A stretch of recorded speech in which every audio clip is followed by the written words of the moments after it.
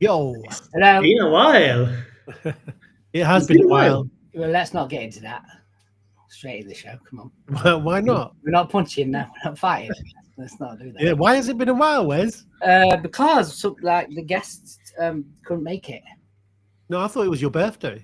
No. You know why? It was your Why we're birthday. late? You know what? We're It late. was Wes's birthday. No, okay. Do you know why we're late? Why we're late? Because it's Martin's 8th anniversary of factory, and we got him a little cake. There you go, mate. It's actually my birthday cake, but Alfie ate half of it, so we give you that bit. If I do it like that, look, you don't know. Blow it. 1, 2, 3. Well done. Yeah, Thank you. mate, you're the cutest. You're I the guess cutest, looking at us in the back, we go, "What the hell are you?" man, it's been 8 years of this business journey. It feels like 80. I'm not gonna lie. You've got a long ass beard for an eight-year-old.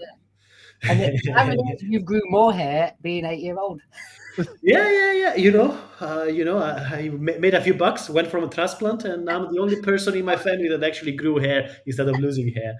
So Come on, then that's in good. the chat, like, give us your weeks. What we at? How was your weeks? How was your week from 1 to Mark's already 97? on the shots. Mark's on the Mark is on the journey. shots. Yeah. I had a Negroni. I'm having a beer now. We're gonna have a party after.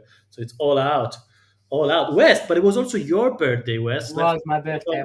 You're finally 21. 21. I'm 25 Yeah. plus VAT. Yeah. You've been stuck at 24 for all your life. You look proper battered for 21, though. Shut, bro. Yeah. I'm good. This eye cream. Last time I went to Awesome. Cyprus, they gave me this magic eye cream. No, you're looking well, bro. You're looking well. Everyone in the chat, tell us about how was your week from Yeah, 1 that'd to be great. That'd 97. be good. Where are you coming from? Where are you joining from? And this was your first time. 69 out of 69. There she 69, 69, we got some strong numbers in there. What's up, Aiva? How you doing?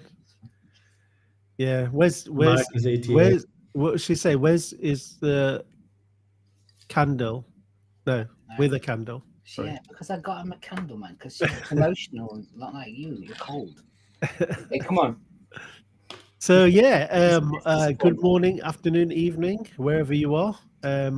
You know the drill. Put your names and flags in the comments where you're from. And if you don't know the drill, welcome to the brand Watercooler, where every other week we have a secret guest, fucking awesome people. You don't know who they are, but you know that they have something good to bring on the table. Exactly. And this week is not an exception to that. Again, another awesome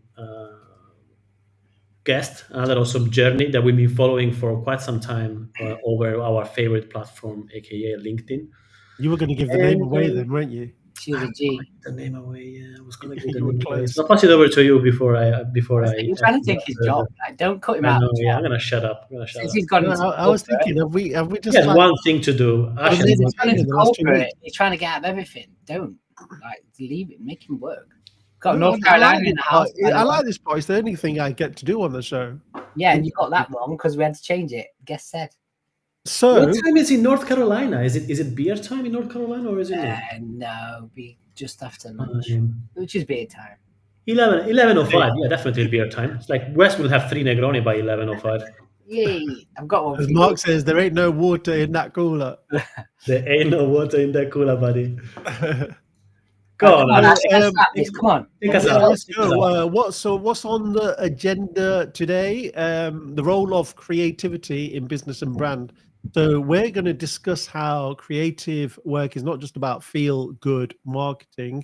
It's about measurable long-term business value, and this is an important topic for a lot of creatives and branders, and it's sometimes a little bit of a challenge as well. So we thought we'd invite the perfect guest to unpack this a little with us.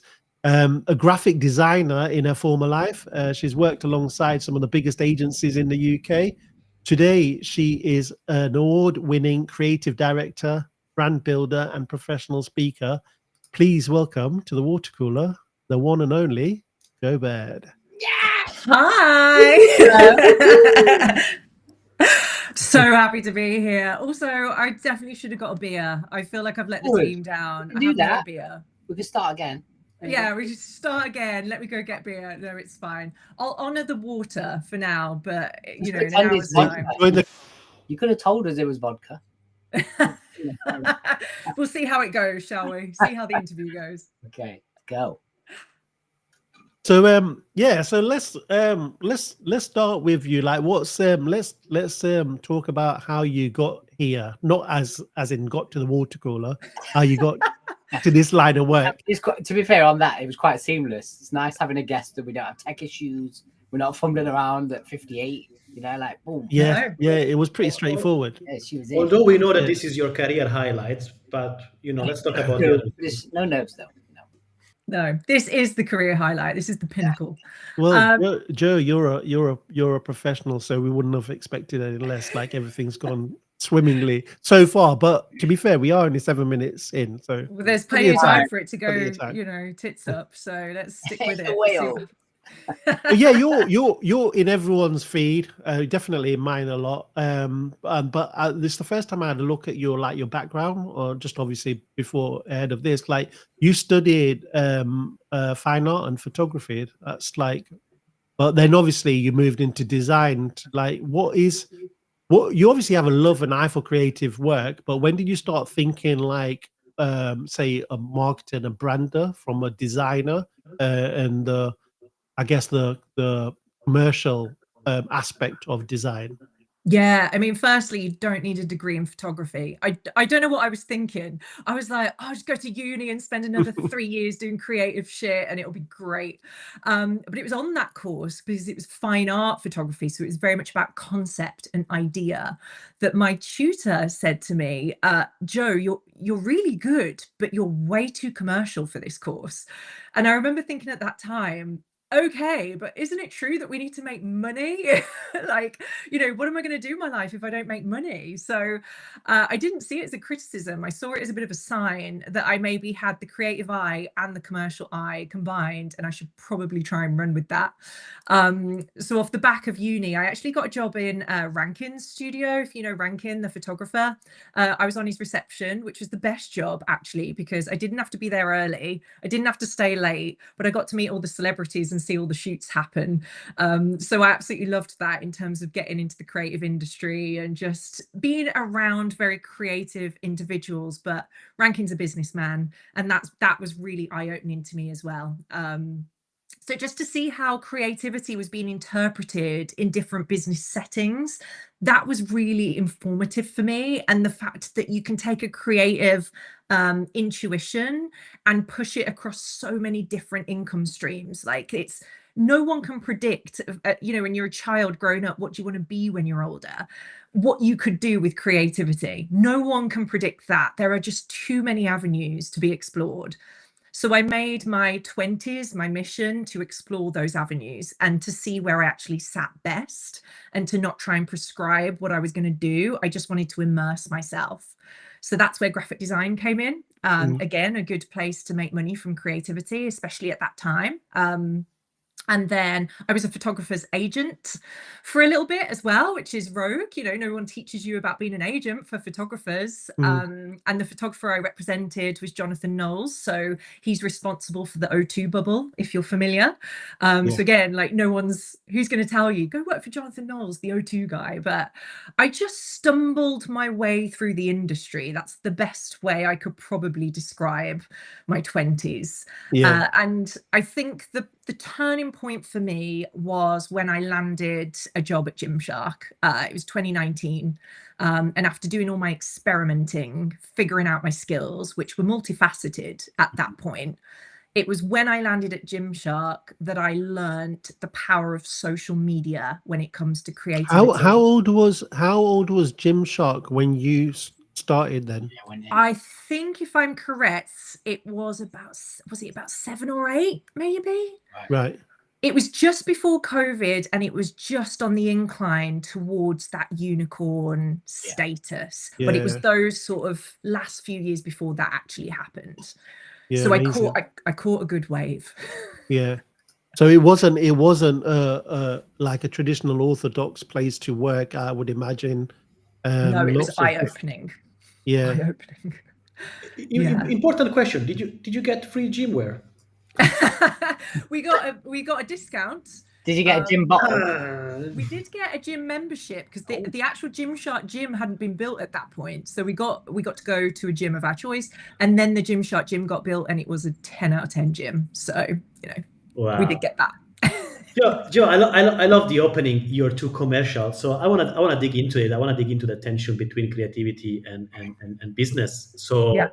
did you get it at the beginning? Because you obviously got it now, but help us understand that beautiful tension in there between money. Yeah.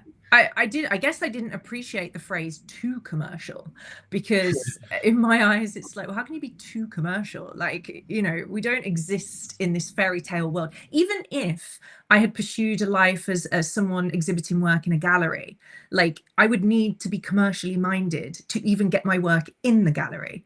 So for me, this idea of too commercial is just a bit nonsensical, because the world is made on money, and we all have to survive, and we all have to thrive in that. So why not use creativity to get us there? And so I can't separate the two, and I've never been able to separate the two. And I think you can use creativity for good, to raise money for charities. Like, there's so many elements to it, but I don't see them as two separate things. I don't see evidence ever of them being two separate things. Even if it's not a transaction, I think there's an element of commercial mindedness to everything we do creatively. Yeah, makes a lot of sense. But why do you think we're separating them? Because I think a lot of the CTOs, CFOs, CEOs out there coming out of business hardware school, they have like really really Excel driven, and then on the other side, the people coming from the creative school, they're really creative driven, and almost like feels like these two people are speaking a different language. Yeah. Why is there still so much trouble between merging the two? I'm going to put my neck on the line and say, I think that people that claim they're not creatives, because I think we're all creative, but let's just say, argument's sake, business people, CFOs, CTOs, I think they're scared of creativity. I really think they're scared of it. And the reason I say that is because it's unpredictable. And the first thing you'll hear from a business owner, and I know because I've had coaching sessions from CFOs, the first thing they'll say to you is, what's your predictable, repeatable income stream? Now, what is creativity? It's not predictable. It's very rarely repeatable in its truest form. It's basically the opposite. It's the yin to the yang, right? It's courage as well, right? So Bravery. going a bit behind, bravery and courage. Yeah, but I think this is what maybe CFOs, CTOs, and I'm talking generally here. There are a lot of them that do get it, but let's say they don't. I think they're forgetting that the two work perfectly together. Your commercial mind, my creative intuition, are like the magic formula.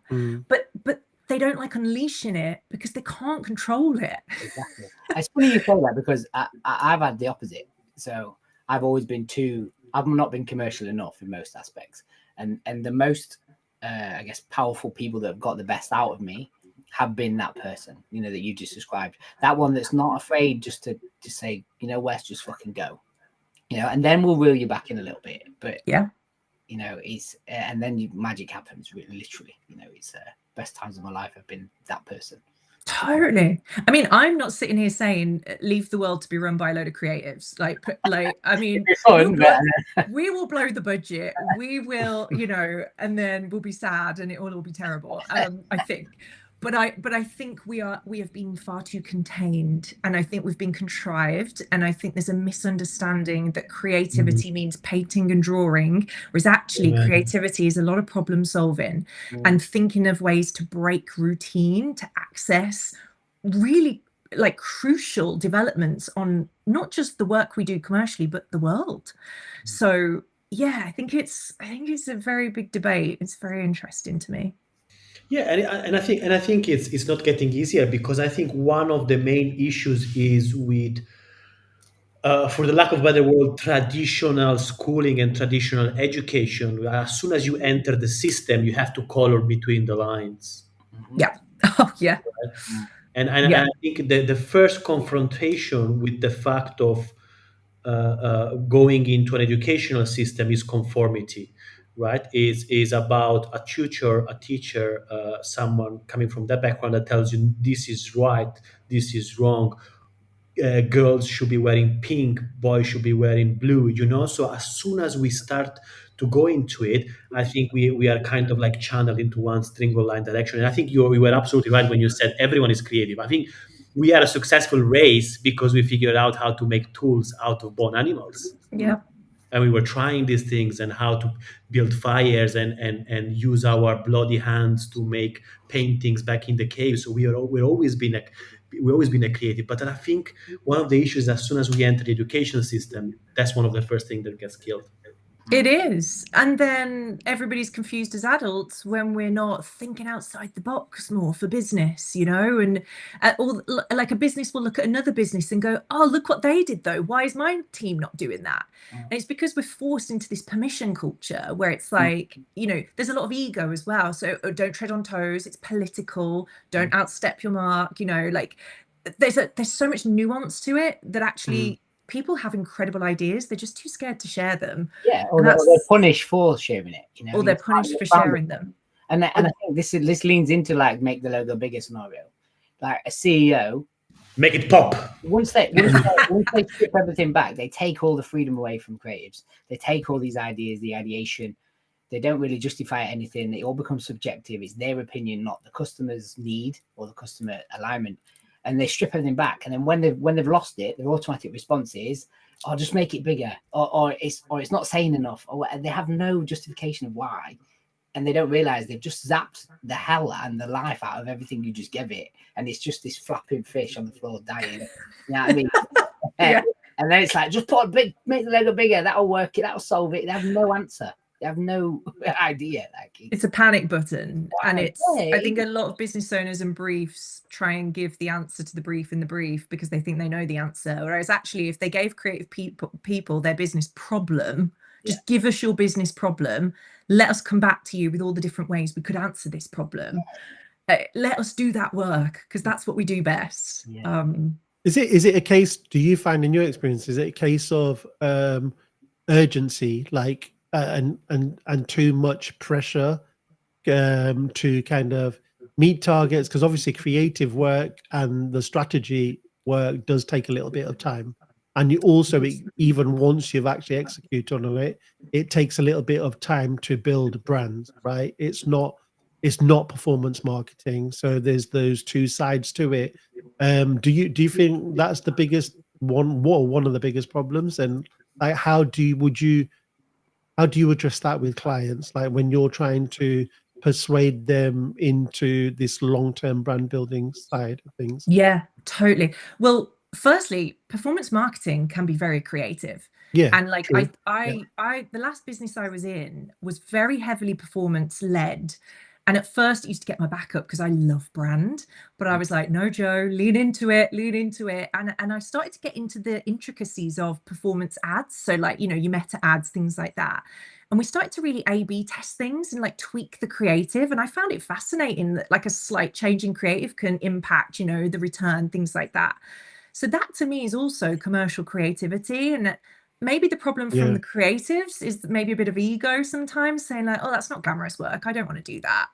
Where it's like, oh, hold on a minute. Like this can be really creative if you present to your founder or CEO, like various different ways we could execute this and actually push it a bit.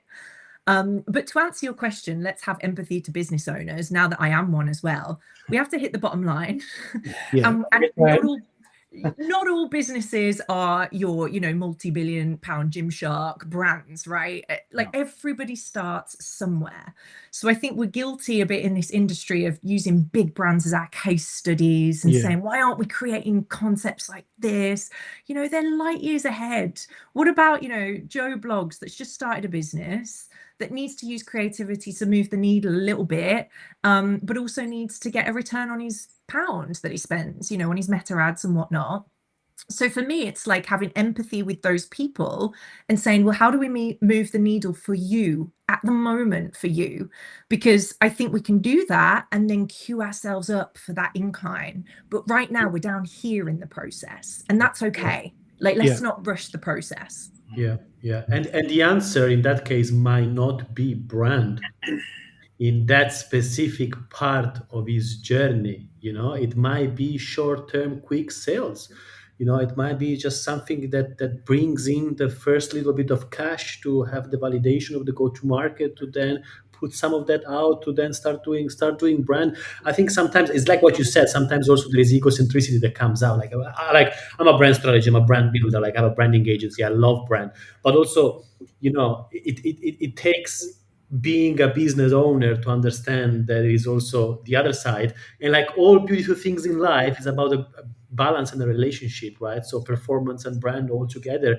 And at some point, depending on the market and depending on the phase of the company, one might lead at the beginning, one might follow at the end. It's finding the right balance, like you said.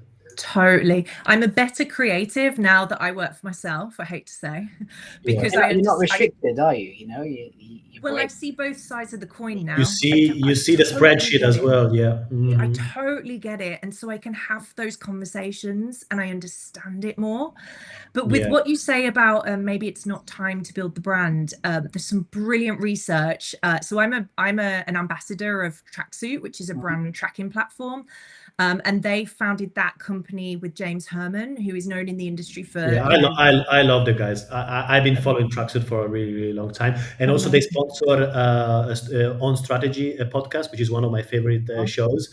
Yeah, I love everything. Yeah, it's a great company. I had a question about that, Joe. So you kind of nice segue in, which is great. But I was going to ask you, like, through your experiences, through your journey, now you've kind of seen both sides. You've looked through two lenses, business inside and out, as we have all three of us in this call with you.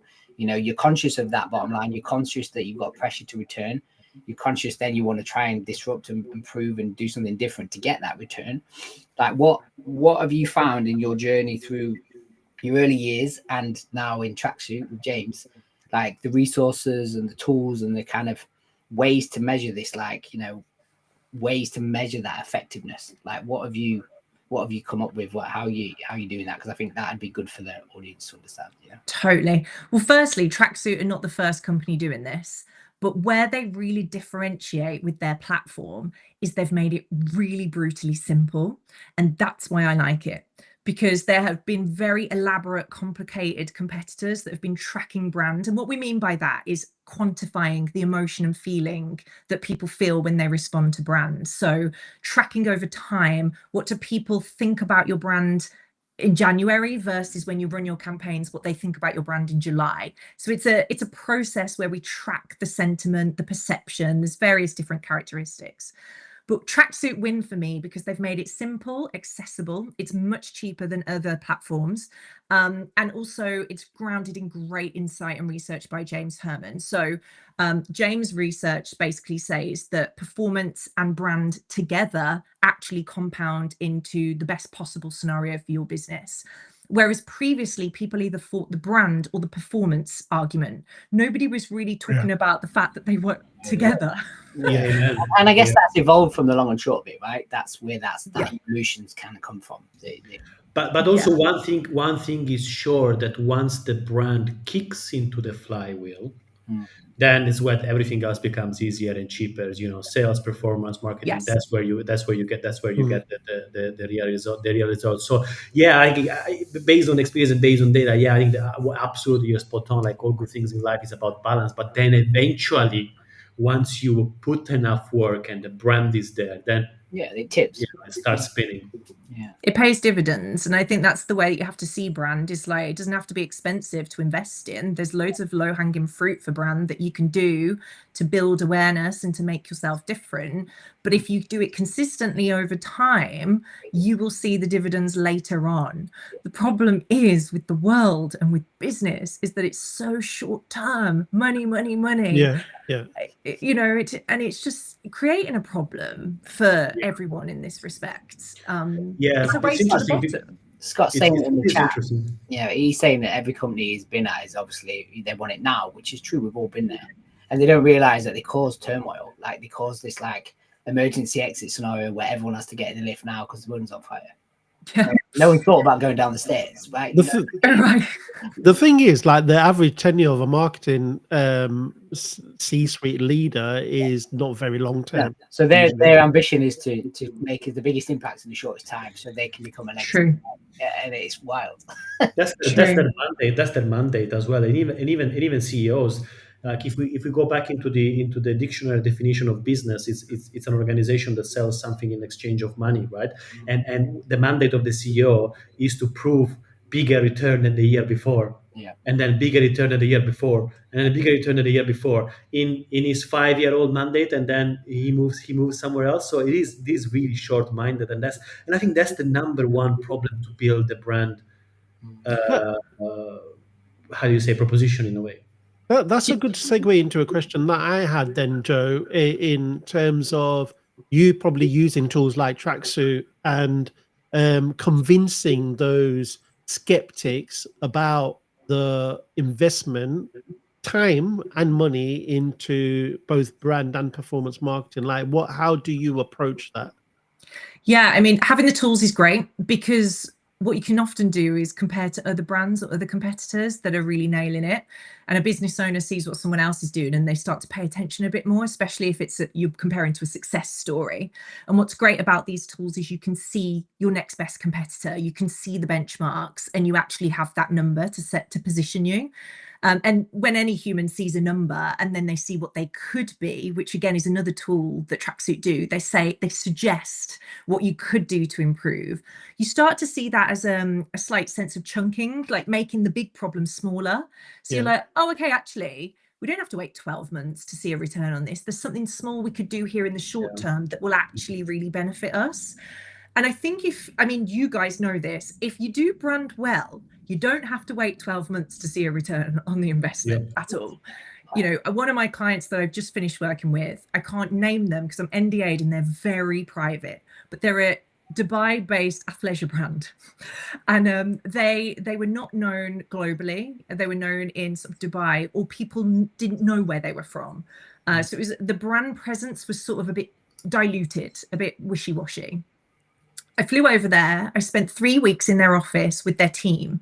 So my approach, I'm very emotive led, and I'm very much not a dictator of brand. My stance is your brand already exists. You're a founder led business. You exist.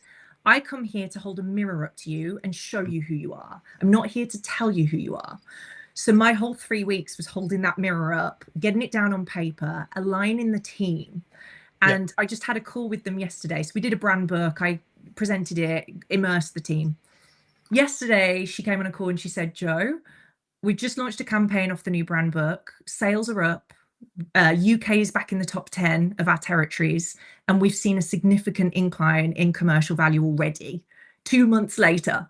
And I said, do you think that's the brand work we've done? She said, Joe, I know it is. It's the power of alignment and direction. The quickest win is alignment. And then once that's the ROI. That's the immediate ROI. Like we always say this to clients, like every proposal we're in, you know, in the pre-calls. I mean, I'm normally the one who says it because I've got the flag, but like the one thing they won't realize is the most valuable thing that's not in the proposal is alignment of your team. And Martin has a very diagram about every, you know, the canoe and the row is all rowing in one direction and you move faster. And it's so like overseen, I think, because marginal gain will propel you and then build, right? And then move forward. Everyone has that issue. Doesn't matter if it's a big, small people startup or if it's a 1,000 people organization that has been doing it and has been killing it for the last 30 years. They have it. I'll guarantee you they have misalignment in the operation because everyone has his own mandate. You know, CTO, CFO, CEO, HR, they all have slightly different mandate. There is no aligned purpose, there is no aligned strategy, there's no aligned vision, direction, and how we're gonna get there. Eventually people will start pulling in slightly different direction. And when that happens, it just doesn't happen. It falls apart. And do you know what else? As well as someone said in the comments, it's also confidence. Genuinely believe this, but not confidence as people assume, not like loudest in the room, that kind of confidence. Confidence to me is belief in what you're doing, having faith in it, the shared collective energy. That is so powerful. If that internal team are buzzing about this brand platform, it will be a success. It'll resonate, right? It's obvious. Because a lot of this is a compounding effects of a thing that's done consistently, and you can't get that consistency if you've got you've not got alignment in the team, because there's just different parts that are going different ways. So it's weird. It's so simple and it makes sense, but it's the thing that most people and teams and companies overlook. Totally. And you don't always get it right either. I mean, like when I was at Gymshark, there was a good chunk of time there internally that we were misaligned, because we were a scale up. So like we were figuring it out as we went along. And we'd have one team running in one direction, another team in another direction. Silos always happen. People aren't talking. And it actually took, when it was after I left that they did the We Do Gym brand platform, which when I saw that, I was like, oh, genius, because it was just a very confident stamp that said, do you know what? We just belong in the gym. We just do gym. Whereas most brands try and do everything. Exactly. And that, I think that's a really powerful statement and thing to do. So what would you, and it's not just Gymshark, because it's a pretty much a startup environment. Like how do you address that? How did you guys address it at Gymshark? Like, did you just notice that this was happening and we're not getting anywhere? Obviously it's difficult to say Gymshark wasn't getting anywhere because they always were, but a lot of the time it feels like that in that startup environment. How would you address that alignment internally? Well, you're right. It was an internal thing where people are conflicted, where, things aren't moving fastly. Agility is lost. We're spending more times in meetings than we are actually just churning out the work. And that stretch on the resource becomes a flag, because they're like, hold on, why are we having to talk this over 50 times? We should all just get it. This company's been running long enough now. The brand hasn't actually changed. So why is there so much friction? And most times it's because we've overcomplicated it. This doesn't need to be this complicated. I believe in systems. I love a system, but I do believe that you have to find a sweet spot where you've got agility and systems and somewhere in the middle. If you go too intricate with your systems and workflow, you lose the intuition and the flair and the natural vibe of what this brand is.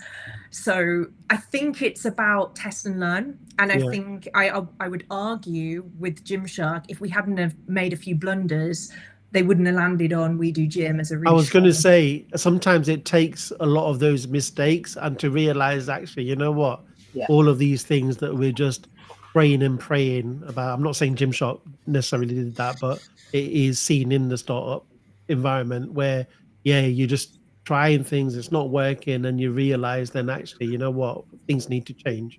Totally. Joe, I have a good follow-up on that. How important, let me rephrase that. So overcomplicating, usually internal people tend to overcomplicate things, right? So let's say that was the theme of this last couple of minutes. How important are external people that are not emotionally attached to the internal circumstances of the brand in order to move the needle? Oh, I love this. Now I'm an external person. I love external people. Not because I am one, I'm like, give me the work, but because it is so clear for me that when you work in a business all the time, it just becomes your world, and all you see is how good it is, and like you're invested and you're like, no, people care about us. When you step out of that bubble, you're like, oh, like, I think you're thinking higher of it than it actually is, or you're making assumptions about what other people think about it. And like I say, the example with my client, I was just simply as an external, the person that held the mirror up for them to look into it and say, oh yeah. And I don't know how you feel with brand, but like branding yourself is the hardest task in the world. Impossible. It's almost impossible. And people look at you and they're like, well, you're a brand expert. You should be able to do it like that. I'm like, not when it's myself. Nice. Because I'm way too subjective and I need objectivity to come in here and show me some truths. Yeah. So I think there's like the perfect partnership that could be happening.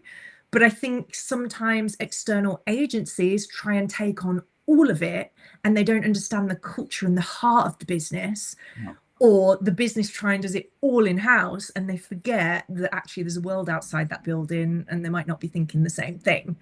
Yeah, so balance once more, isn't it? Yeah. Yeah, sorry to be cliche, but it's really interesting. And you know what I found in my experience, that many times the type of recommendation that we're giving, or when we're doing the audit, like you said, the mirror, like we call it the audit, right? So 360 degrees kind of health check, and real representation from what is your external perception played back in. There are good people inside the organization. They know it. They are Yeah. voicing it, Yeah. and they are saying it word by word. But because they're internal, their voice is not loud enough. I don't know I if don't think they trust it enough, right? You need someone else to validate it. Externally. so they need an external validation in order to make it happen. And that's my relationship. My most successful relationship with CMOs has been that, just being their best friend and kind of taking their internal problem, and just bringing external validation to their narrative. That's so true. It's the politics internally. Rory Sutherland talks about this a lot. The politics. Talks about it a lot. Yeah, and I hear him talk, and I'm like, oh, you just get it. Like he says it way better than me, so I'm not going to try and quote him. But anybody that wants to go back and find his talks will hear him talk about it. And it is true. The politics get in the way. But if we focused more on the right idea, the right execution, and forget about who it's come from, I think we'd actually get a lot further. But sadly, we're human beings in a boardroom trying to do a power play. Trying to leave a legacy. Yeah, and that does interfere. And Joe, how do you keep yourself creative? Because I think one of the big struggles is that, right? So now you're also a business owner, so you're in the other side of the conversation. There probably is a lot of shitty business as usual situations as well. So how do you feed your creativity? What have you learned in your career? Great point. The simplest trick I have is to change my environment. And you've probably heard this before, but I don't think about it enough. So I work in this office like most of the time, and then I'll have a creative drop. And I'm like, why can't I get the idea? Nothing's coming to me, blah, blah, blah, blah. And I think it's because creative people aren't good with routine. So like routine and rhythm, like after a while, we actually just glaze over and become a bit robotic, and we can't do newness. So it's like such a simple thing. I will just grab my bag, go to Starbucks, go somewhere different, and just try and refresh my visceral experience of this piece of work. Aside from that, I think getting out to events and things, some events or some panel talks, you have to sift through them, and there's some sort of like repetitive shit that you have to kind of hear. But if you can get to the right place with the right people, even people that are not high in the industry, that are just other creatives, and get in a room with them, it's that collective efficacy that I think builds confidence and builds conversation and makes you have aha moments that you couldn't have when you sat by yourself. So for the most part, I love being by myself. I work well alone, and deep work and strategic work. But when it comes to mixing it up a bit and breaking the cycle, I have to be around other people, and I have to be just even in an environment where other people are doing things. I think we all need cheerleaders, right? No matter how good or justified we feel, you need someone in your corner. You got to have it just to push you through, and just validate your ideas and bounce ideas off if sometimes that you need that creative spark. Yeah, the validation bit as well is so key. When we talked about confidence, I mean, confidence to me is not built alone. Like, I mean, if you think back to the times where you had a confidence boost, it was probably because someone paid you a compliment on the work you'd done. It wasn't because you sat at home going, I'm really good at this, So I think it's actually it's the opposite, because usually when you're sitting home, and even if you're doing amazing work, and then you have the imposter syndrome kicking in usually, because like the most creative people I ever met in my life, and I think Wes is here and Ash is here, that both creative in different way. Even though Ash cannot match one single font, he's a really creative person. I'm the odd one out here. I'm not a designer. I mean, you try to be. You say you are. I mean, let's not go there. But I think creatives are accidentally really emotional creatures, and I think they can be also fragile. We are natural empaths. I think that's what makes a good creative is the empathy of understanding beyond surface level circumstances and be able to create something different. but we do need a confrontation. What do you think about this, that building up, that coming out, because otherwise, as you said, first of all, you kill that juices and that flow, and second of all, you will end up in that toxic spiral of imposter syndrome, procrastination, perfectionism, and then nothing happens. We need community, we need people, and we need to have peers that we can rely on, for sure. Totally. And on that point, like I'm the same as you. I'm an empath, I'm intuitive, I'm expressive. And I say I'm commercially minded because I am quite strategic, but at my core, I am that intuitive person. And I get called out sometimes. I'm quite public on LinkedIn. And so I will use the phrases I think a lot, and I perceive this and I believe this a lot, because that's the way I operate. Whereas I will be matched with some very data-driven individuals that will land on my comments section and say, oh, well, I think is the perfect kind of credibility, isn't it, Joe? And I'm like, but you know what's interesting about that is, I think when it comes to data and this industry, I think it's great, and I think we need it. We definitely need it in creative to sort of warrant our arguments, and I love it and I'm here for it. But I've always said I'm data informed and I'm not data driven, because there's an incredible phrase, if I get this right, I've got it here because I knew I'd forget it. If you torture the data long enough, it will confess to anything. Yeah, confirmation bias, right? Confirmation bias. You will twist the data to tell you what you want to hear. I'm totally 100%. And I think we're in the line quoting Sunderland again, like, because I think he's like that, data, facts, and everything. And ultimately, we're emotional beings, and we go off the beat. We just buy that, actually, to the point that, like, we like to think that we're so logical, but the logic happens after the purchase. It was on offer. Our other one was older. We did a new one. My neighbor has it. It's time that we, all that stuff is conversation that you have after the purchase. But going back to that point about data, like, data is dead within 30 seconds after it, right? It's old news. Think about it. It's old news, yeah. So when we bring assumptions in, it's the assumption that gives confidence to the risk, right? Because you're backing that risk, and then you give more confidence and justification to the risk to say, right, if we take a leap, there's a bigger risk, but there's a greater reward. And that's when brands move. That's when your quote about the dial, or the needle moving on the dial, that's when that happens. And unless you've got, something behind that to allow it happen, it's dead, mate. It's not. It's just right. You know what I mean? I just feel like if we went to the extreme and we only operated on data, we won't move. How far in the past would we be right now? Exactly. Like, it's nonsensical for me. And at the end of the day, we're just creatures spinning on a planet in the middle of space, which just blows my mind in itself. Like, how logical can all of this be? Like, it's, there's so much of it. I know that's holistic and sweeping statements, but there's so much of what I believe is a little bit of magic. And maybe that's because, I don't know, I'm from a magical family. My granddad was a magician. I've been brought up in this world of, like, anything is possible, and I believe that. I think you look at some of the miracles of the world and you're like, that is mind-blowing. Some things on paper just aren't made to be, but they happen. So you tell me how that works, right? Yeah, I think I'm the kind of person that likes to believe there is better, there is more we can do, glass half full. Like, yeah, I was going to ask you that question leading into this. Are you glass half full or glass half empty? I'm glass half full, but I will look after the glass, if you know what I mean. I'll nick the glass. Yeah, and throw it and have a party.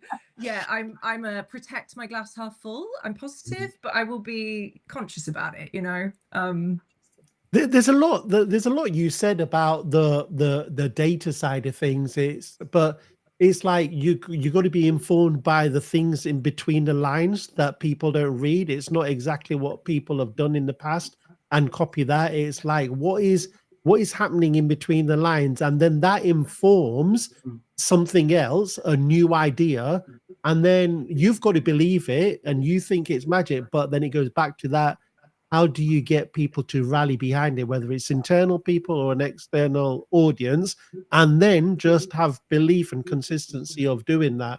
And yeah, I wanted to, like, move into as well, like the emotional storytelling side of things as well, because I know you love storytelling. How do we know as brand experts, specialists, marketers, that sort of stuff builds brand equity. How do you convince the people that don't really believe in that, or they call it fluff? Like, Yeah. how do you approach that? The make the logo bigger brigade. Like, how do you win them over? Well, Do you stay first, away from the emotional conversations, or do you lean into them? I guess what I'm I saying. very much lean into them because it's just who I am. So I will try and keep things objective in that scenario in the boardroom, because what they don't need is to be presented with a woman that looks like she's incredibly emotional, because that's just not going to get me anywhere. So that's why I've conditioned That's another myself. story altogether. Yeah, That's another story. So I have my receipts, and I will do homework, and I will do research, and I will bring in some examples. And I guess I'm lucky I've worked at places like Gymshark that are real kind of highlight case studies to say, you know, when we go hard on brand, this is the cult-like following, this is the advocacy, this is the, you know, talkability that you could attract.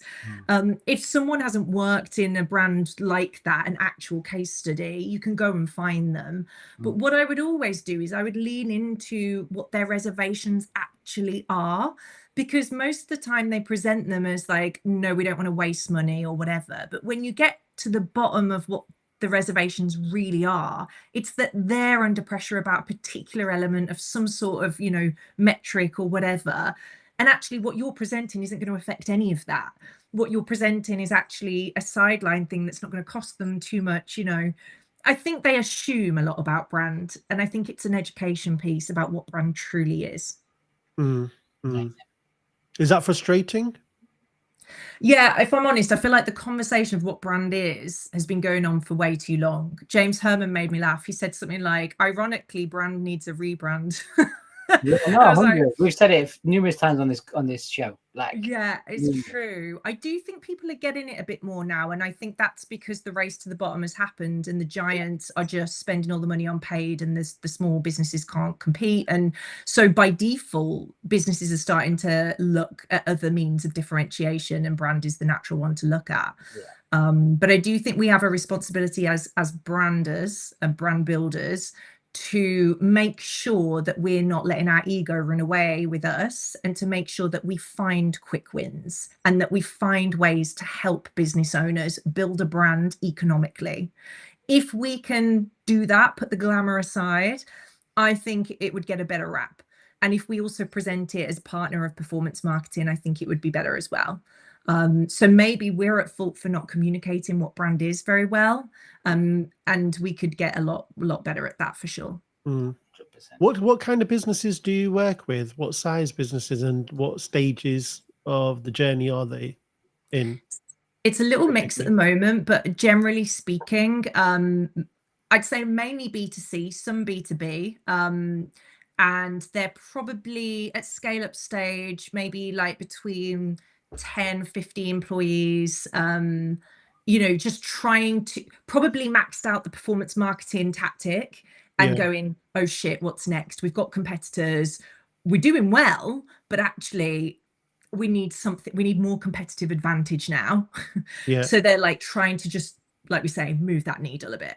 So it's generally those, and they are all looking for the quicker wins. They don't have huge budgets to spend on this. So for me, that's a creative challenge in itself. That's a brief in itself, isn't it? How much does personal branding come into it for companies, the people at the company, but also the founders? Do you focus any of your attention on that? I know, again, you know, it could be a completely different ball game, but as part of your work, do you? Because I know off air we obviously talked about this personal branding thing that you're looking into now as well. You've seen the benefits of it. Everyone here has as well. So is that something that you bring into your workshops with companies? I think, yes, to answer the question, I definitely wedge it in there. Having seen Ben Francis do it live, having walked in that building every day, watching the camera person following him around, I was like, I didn't recognize it at the time.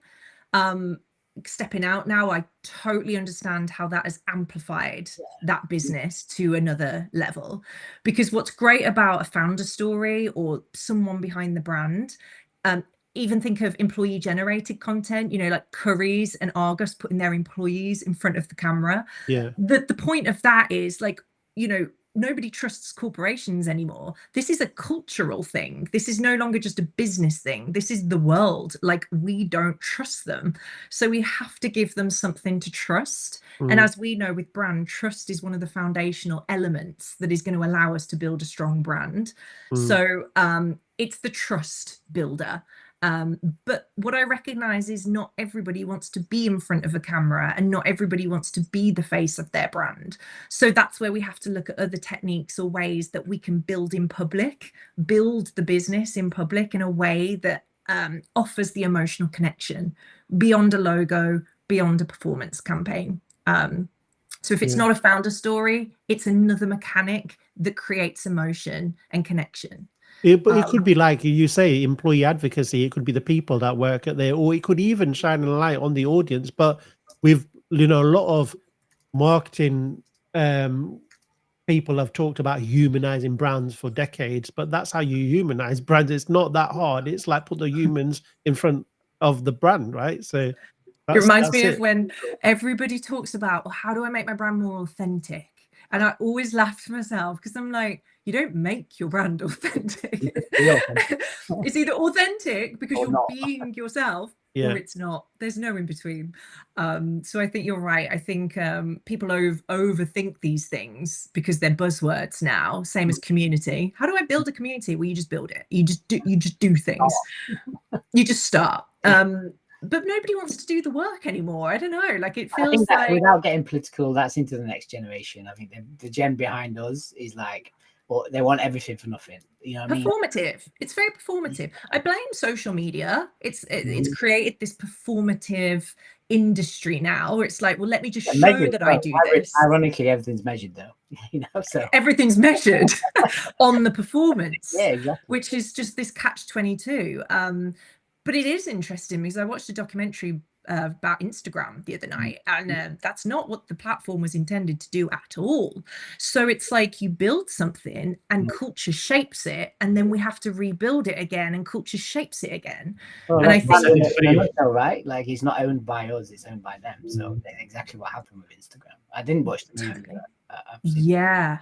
And so that's just back to human behaviorism, and building a brand. A big part of that is about leaning into human behaviorism and what people respond to, and be having your ear to the ground on that, as well as being true to yourself. Another shout to Rory right there, you know. Yeah, oh God, I think I've watched too much of his content. Watch our interview with him; it's genius. Yeah, it was mad. It was mad. Anyway, so let's go personal, Joe. Like, my first question that I didn't ask you when I saw you last, but it's like, why red? I always wanted to know. Why red?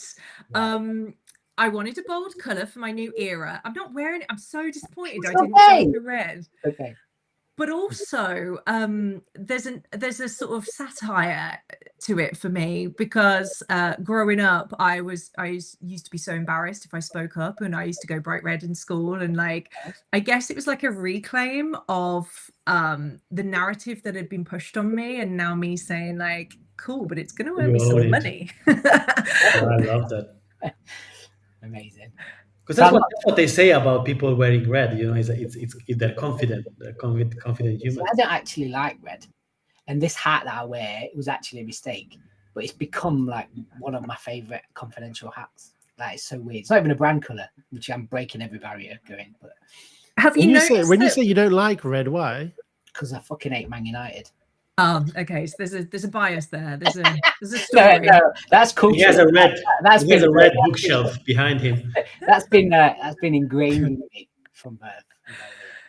But like, have you noticed though, when you wear a bold color like that, people, it's almost like a signal for people to come chat to you, and like in real life. I found that more with a hat. I'm not gonna lie. Like as soon as I grew confidence through my journey to put a hat on my head in a business environment, like, I walk into a room with suits and every fucker wants to know me. Like, oh, this guy's got a hat on, boy.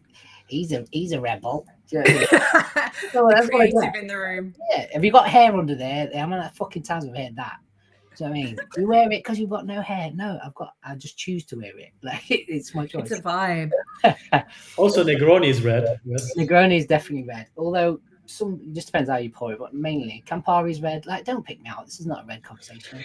This is a red conversation, but it's good. These are mechanics, like the brand mechanics. And actually, when we talked about, I'm starting a personal brand thing.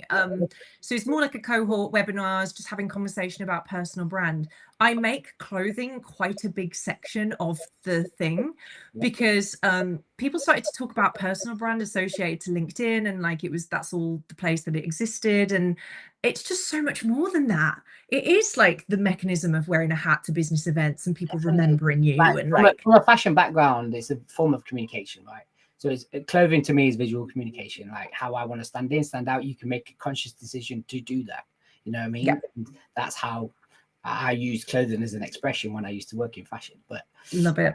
So come on, like I know you don't like this question. I know they prepped you, so I'm going to change it a little bit. Okay. But what's the most embarrassing song in your playlist?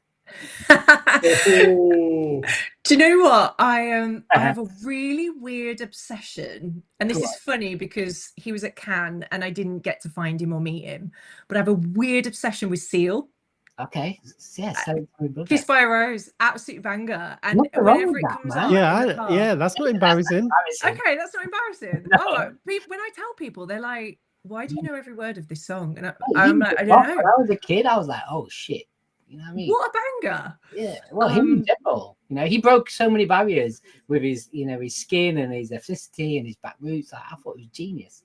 Yeah. Okay. Great. I found my people because, like, when I was telling my friends, they were like, that's so random." Yeah, it's a banger. It's three of you. So come on then. Off the back of that, do you sing that in the shower? I don't sing in the shower. I got you. Just say it. No. All my best creative ideas come to me in the shower. Me too. Honesty, like it works. I put my dictator sometimes outside the shower, and I just talk to it. Honest to God. Business idea: whiteboard shower with waterproof markers. Shower speaker. That was a game changer for me. 100%. Love that.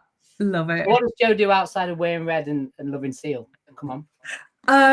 I am, do you know what? I am pretty much work obsessed. I work all the time because creative to me doesn't feel like work. So I'm just constantly, and now I'm building a business. I'm so immersed in this growth journey that I'm on to see my potential. Get that. But when you said when you want to escape, what do we do? Come on.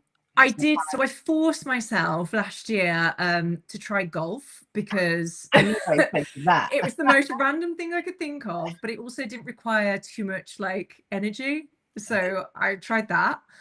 I was actually quite good. I should go back. Was that driving range or was that like actually going? I actually went to a women's golf class. Wow, okay. And like it was a small group of women, and we'd like on the driving range, we'd get taught how to do all the different things. And like I wasn't the worst in the class, so I'm chuffed about that.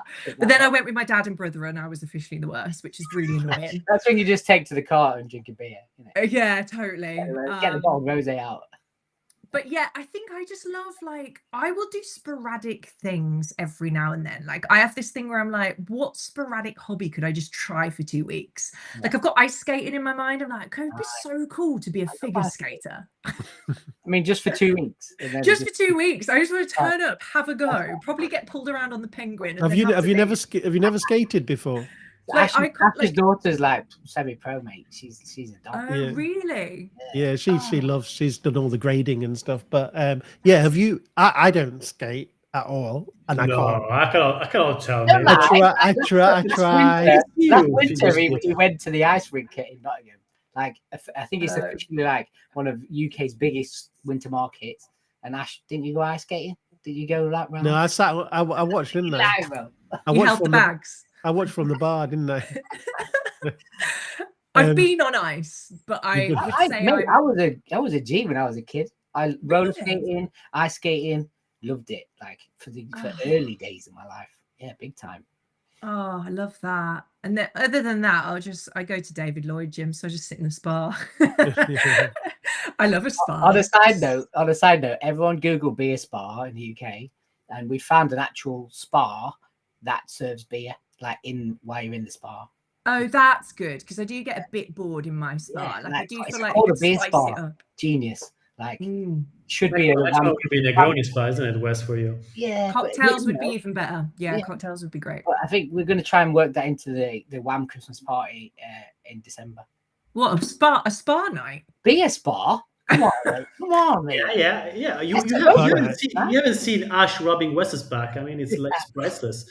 It I never love happens. That's why. Yeah, watching that happening is like, it's the epitome of my year.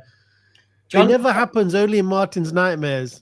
My dreams. My business partner just asked you for a golf date. He's in the chat. He's in Warwick. He's not far from. Well, you're probably south now. Yeah, I'm in Lichfield. So, mate, John, if you want to teach me golf, I'll have to try and remember what I was. Blessing seal. Yeah. Right, Joe. Come on. Any questions for us? What do you want to ask us? Oh, questions for you guys. Yeah. Wow. I would love to know, what brands do you think are firstly killing it? Secondly, like, you just are sick of their shit. Like, can we just get over talking about these brands or this particular brand? I've got one that's killing it, which is relevant, but yeah. So everyone check out Malbon. Malbon. So Malbon is a collaborative golf brand, right? So they collab with fucking everyone, like sick. Like Raycon and Ghostface Killer did a collab with a golf brand. Like, they're insane. They've got like their iconic launch was like Chi Chi Chong golf ball. Yeah. It was fucking genius. Like, one of the greatest ever collab underground brands that's growing. They've just launched with Adidas, so they're on the way up. But what a collaborative brand! Like, sitting in the background. I've got a few pieces. I found out that my friend in New York was a golf player, so I literally bought him it for his 50th. And I'm like, you have to wear this on a golf course. It's genius. I wish I had known about these clothes when I was learning golf, because I struggled to find fun women's golf wear. Malbon is I reckon they're gonna go big. I'm telling you. Oh, they're amazing. Underground fashion. Yeah, I think brands that are killing it though. They're moving out there. I like little brands that are like emerging. I always try and Martin, I'll tell you, I'm a sucker for brands. Like, I just buy shit because I like it. Have you seen Pinks, the window cleaning company in America? No, they're here now. They're here. Oh, is it here? Yeah, they're here now. I've got their pan cleaner and their surface spray. I am obsessed with their brand. Yeah, mate. They are so good. Like, they all wear a uniform. Their whole brand thing is like this sort of retro, it's just really cartoony, fun, retro pink vibes. But their social media content is so fun. And like, I just think for a window cleaning company, they could have played it so safe and been so like predictable with everything. Yeah. But they just full on went for it. And I just think they're brilliant. I think I'm normally a whore for shit like this. Honestly, you don't want to go to a supermarket with Wes. Hey, I'll be in there. Any country we go, I'm in the supermarket looking at packaging. Like, yeah, he loves it. But like a brand that I went to recently that I want to go for a long time is a football experience called Yardball. Yeah. And honestly, I was just in overdose. Like, the boys were like in my camera constantly when I was there. I must have took about 100 photos, and the nostalgia, the way they've like aligned to the audience. I did loads of research after because I'm a nerd, a bit like you, Joe. Like, I love to dig in. It had like so many consultants in the football world, from like Premier League referees to, you know, honestly, you walk in, it's a council estate, and you have from the like 90s really. So all the nostalgia we had as like 90s kids growing up on council estates, from playing football in a garage to, you know, kicking your football at an ice cream van or whatever. Like, you do all these little challenges, and then you get back and you get to the where the food is, and it's designed like a 90s working man's club. It's just orange light, veneer like on the walls. You know what I mean? It's just fucking beautifully done. Like, just check out their website if you're interested. Go and fucking see it. It's from a design point of view, it's epic. I'm not gonna lie. Now we're just geeking out on good design. Guys, we need to wrap. Like I'm not for like what I'm looking at the very interesting and very closely lately in the terms of brand is the intersection between video games, movies, Netflix, and Hollywood. I really love what is going on between video games going into Hollywood and Hollywood going into video games. I find it really interesting. This sharing, and it's building this ecosystem. Just not like traditional brandy per se, but in a way it is, and I find it fascinating. That was a ninja move, Martin. You're just like, we need to wrap it up, and then he starts But I'm geeking gonna out tell on you his- this. I know. We are late, but listen to what I have to Mate, say. it's been amazing. It's been a Joe. great conversation. Yes. Joe, Where can people find you? hold on, Joe. We did mention the personal branding side of things. You're moving into that, or you're trying something, a cohort. You want to tell people about that? Yes, so I've just closed the doors on registration to my first cohort. Good Just timing, missed out Ash. on Good that. timing. A bit late. Spot on. Well, Like you just closed it like 5 minutes I ago, closed it right? just now, Just now, because she doesn't want any of these I people. don't want in there. any of you guys. But it's a beta. So what I did is I kept it small to test the content, because I really want the content to be very valuable and not. I want to do something fresh with it. So I'm testing it. So if everybody subscribes to my LinkedIn newsletter, which is easy to find on my profile, that's where I will start to share like how you can come onto the next cohort and be part And of in the the next webinars. cohort, you'll say, I saw you on the water cooler, and then we'll all get brownie points. Yes. And you'll get on first. No, What is 50% different of about profit. the way you're doing it then, Joe? Because I can already imagine like the wealth of experience that you have, and you're bringing it into the personal branding side of things. Tell us what is different. I want to teach personal brand like I've learnt brand.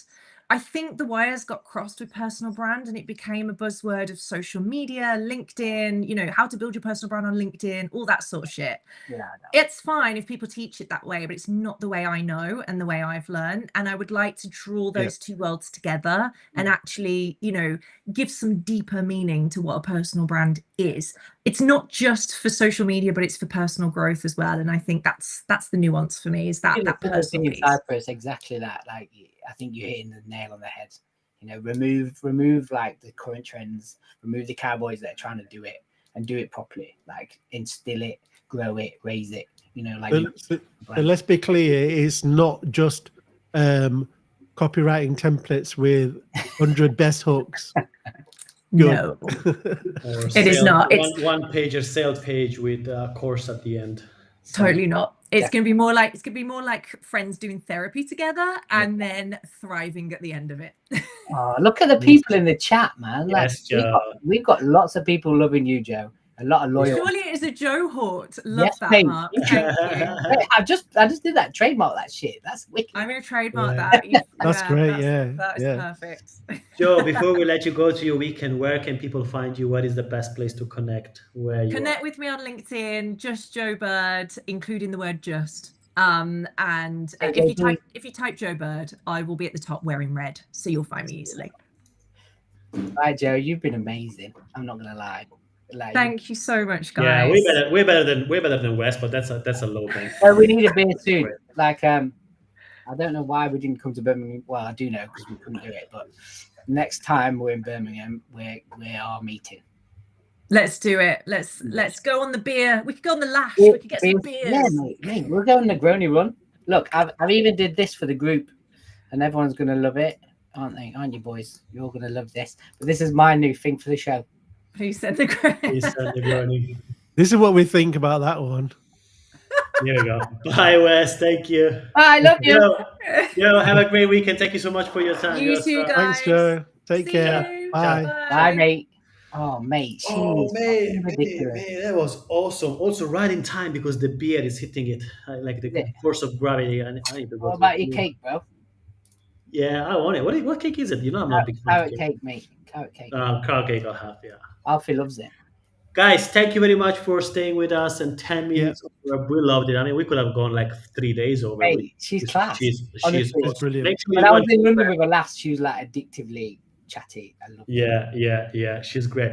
Make sure you follow, subscribe, like, tell your friends, tell your mom, and I'll see you not next week, the week after. Please be good. Don't be naughty. Have a great weekend. Yeah, shout out Bye. to Cayman Islands, shout out to Nigeria. Like, oh my Boo, God, boo, boo, boo, boo. Shout out to Cyprus as well. this world is getting All over the world. wham friendly. Love Shout it. out to Kirby Muxlow. Kirby Muxlow and Aberdeen with Mark. Whoa, let's go. Go on. Bye.